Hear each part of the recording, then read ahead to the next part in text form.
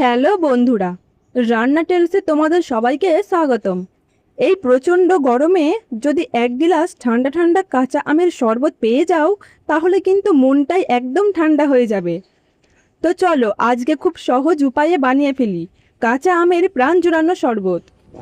শরবত বানানোর জন্য আমি এখানে দুটো হিমসাগর আম ছোট ছোট করে কেটে নিয়েছি। তোমরা চাইলে যে কোনো আম দিয়েই এটা বানাতে পারো। এবার একটা মিক্সার গ্রাইন্ডার নিয়ে এতে কেটে রাখা আমগুলো দিয়ে দিচ্ছি। সঙ্গে দিয়ে দিচ্ছি 3টে কাঁচা লঙ্কা কুচি। তোমরা চাইলে এখানে পুদিনা পাতা বা ধনে পাতাও অ্যাড করতে পারো, এতে কিন্তু টেস্টটা আরও রিফ্রেশিং লাগে। এবার দিয়ে দিচ্ছি অল্প পরিমাণ চাট মশলা আর স্বাদ মতো চিনি।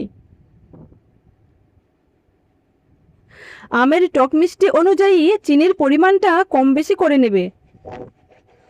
এখন দিচ্ছি সামান্য একটু লবণ আর অল্প পরিমাণ বিট লবণ। বিট লবণ দিলে শরবতের টেস্টটা কিন্তু একদম অন্যরকম সুন্দর হয়। এরপর দিয়ে দিচ্ছি পাতিলেবুর রস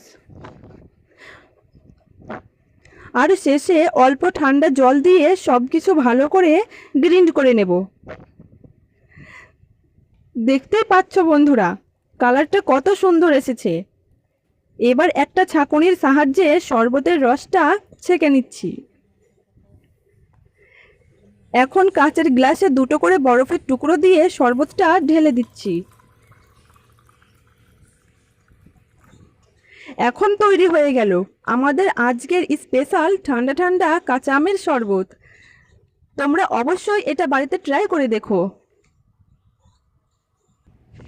ভিডিওটা ভালো লাগলে একটা লাইক করে দিও আর কমেন্ট করে জানিও তোমাদের কেমন লাগলো। আর রান্না টেলস চ্যানেলটা সাবস্ক্রাইব করে পাশে থেকো।